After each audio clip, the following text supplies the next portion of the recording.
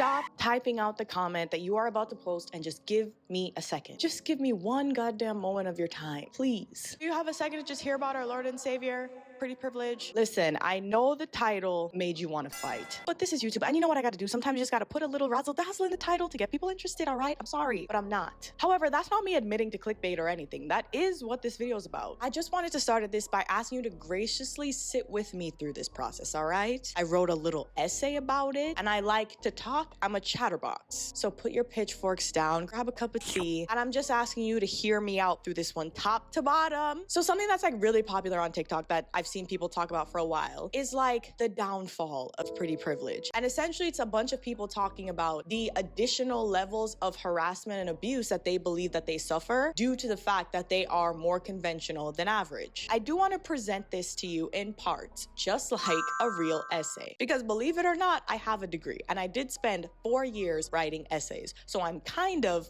good at it. With a thesis, 3 key points, and a conclusion. How fun is that? And you'll get to see all the fun edits I make along the way, so everybody wins.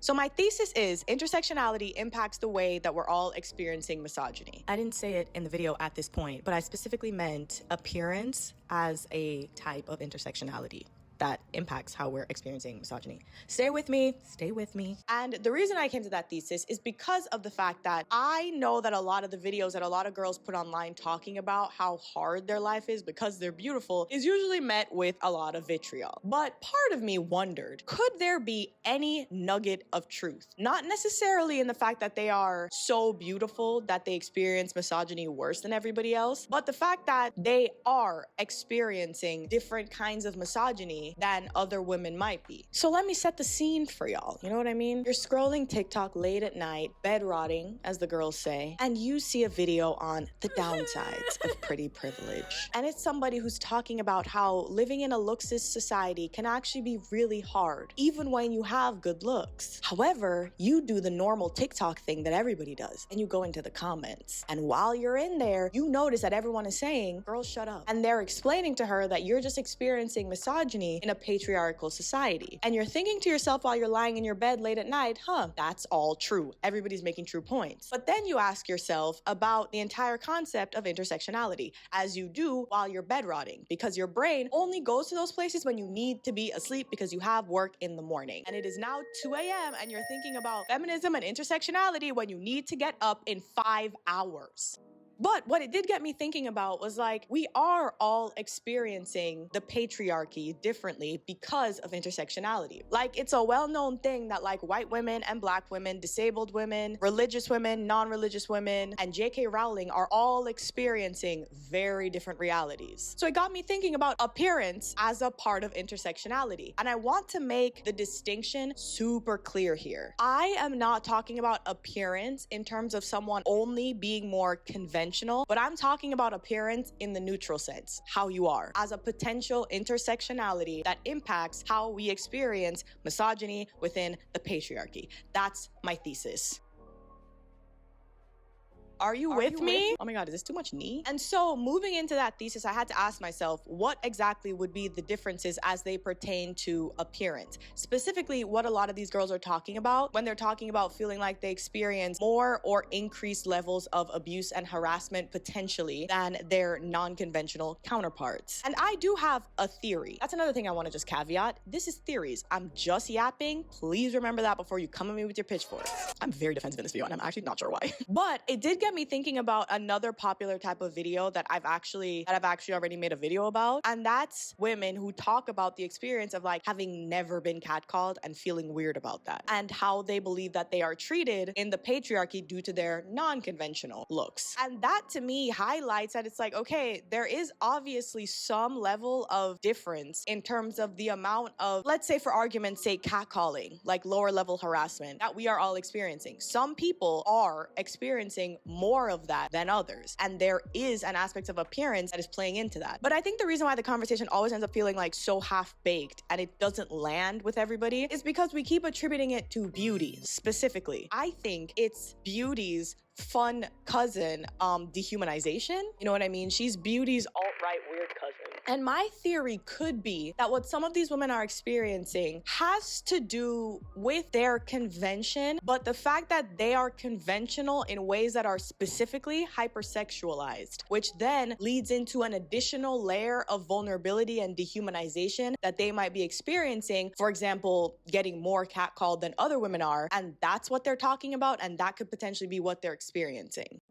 And I think the fact that content like this exists, specifically women talking about how they've never been catcalled, highlights the fact that there is some discrepancy in the woman experience. You know what I mean? That doesn't only boil down to intersectionality that we already acknowledge, you know, like race, religion, ability, level, da-da-da. What they're attributing to pretty privilege is actually potentially them having something about them, some standout feature that would make them slot really easily into like a category. You know what I'm saying? I'm just more pointing to the experience that I think these women are alluding to having, where they feel like they are receiving worse treatment because of their beauty, could be the additional negative attention, the additional dehumanization, and the potentially additional abuse they could be suffering in terms of like getting more catcalled than other women because of these features. Are these features conventional? Kind of. So because I'm taking all of my data from like anecdotal evidence, from like things I'm seeing people say online, on Reddit, I did start to dig into my own past. And I hated every second of it. Thanks for asking. A standout moment to me that could highlight the phenomenon that I think these women could be talking about is like in high school when we were all victims to the dress code. Because let's just be so for real. There is nothing that's not super misogynistic about dress codes, all right? Their entire premise is to not distract the boys in question being your adult male teachers. Either way, when I was thinking back to this point in my life, I remember very distinctly a friend of mine who was like an early bloomer, as the streets would say. And let me just say, if there's any group of women who deserve a veteran's discount, it's y'all girls who got titties too early. I'm sorry. And in the example that I'm talking about, I literally distinctly remember her getting dress coded for wearing a t-shirt that I was pretty much wearing the exact same t-shirt, and I didn't get dress coded for it. The reason why, obviously, was the issue wasn't the shirt. All that to be said is like, was she experiencing the downsides of pretty privilege, or was she experiencing something similar to what a lot of these other women are talking about? But it's like her experience is that she was experiencing the downsides, I guess, of the patriarchy, of being highly sexualized in a misogynistic society earlier than I did, and had them way more often than me. And this is not just as simple as saying, oh my God, she was prettier. Was she? Yes, but I don't think that's what this was about. So the theory that I had is that there is some potential that if something about you would slot you really neatly into a category, if you have some feature about you that is stand out and obviously hypersexualized, that could be something that does give you an additional level of vulnerability because of the additional level of dehumanization that comes with that other women might not have. And I think the reason why it's separate from beauty, like why I couldn't just say, oh, it's just about being pretty, is because inherently fetishization is about body parts. It's not about a person. You can have a fetish for a race. You can have fetishes for specific body parts. To have a fetish is kind of to inherently make a mannequin of someone. It's very depersonalized and very about specific parts and specific features that you pluck from a person. And that's why I think it's inherently always going to be separated from beauty, because I think pretty and beautiful are holistic. You know, it's a combination of everything you are, versus someone who's hypersexualizing you because you might easily fit into like some kind of a fetish category, or you are hypersexualized because some of your features has dehumanized you. They've broken you into a body part, and whatever that body part is for you is just what you've become. And that's why it's more complicated than just things are worse for you because you're pretty.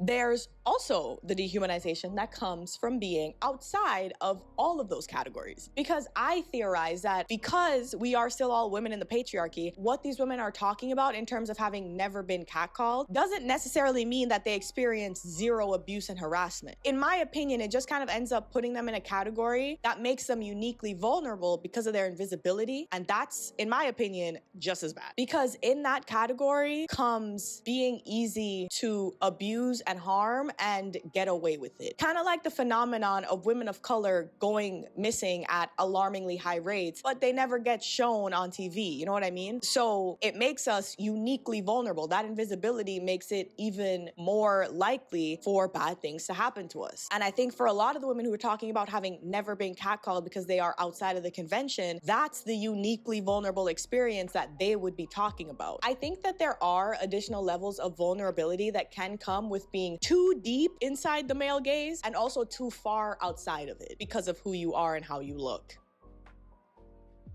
Never forget, this is still the patriarchy. Oh my God, has my knee been in the shot the whole time? Scandalous! And my mission with what I was trying to extrapolate from all these TikToks that I've been seeing, because I can't not do that at this point, I think that what these women are speaking about could very well be true, but just for a different reason than what they're saying, and they just might not understand that even. And appearance is an intersection that we have within womanhood and feminism. And in the same way that I think that we can acknowledge other elements of intersectionality impact how we're experiencing misogyny, I'm inclined to say that I think there could be some truth that some of these women are talking about in what they're saying. I don't think it's necessarily totally impossible to imagine that, depending on if my theory tracks with the hypersexualization and fetishization points that I made earlier, that they could be experiencing higher levels of harassment than, for example, the women who talk about having never gotten catcalled, that they could be experiencing higher levels of these things. It's a dehumanizing that can come in the way of fetishization if you have the disembodied and randomized, conventionally highly sexualized traits that the male gaze values. And I think it gets muddy because, like, the other aspect of having these features could manifest in the same ways that some women describe pretty privilege manifesting for them. For example, people being very friendly to them, being very nice to them, getting a ton of free drinks when you go out, and all that is true. So I can see why you would attribute both the good and bad to the same thing, because it kind of is. But the benefits that you are getting are also tied into the misogyny. You know what I mean? Having your value so highly placed on these randomized disembodied features is also not good. I guess there are kind of two truths to this, is what I'm saying. And the comments that people are making are still true, despite the fact that I think some of them are a little bit dismissive. I do think they are right in the fact that it's just different types of misogyny at the end of the day. The specific kinds of misogyny that are unique to your intersections, you know? Kind of like misogynoir being specific to what Black women are experiencing. It sucks kind of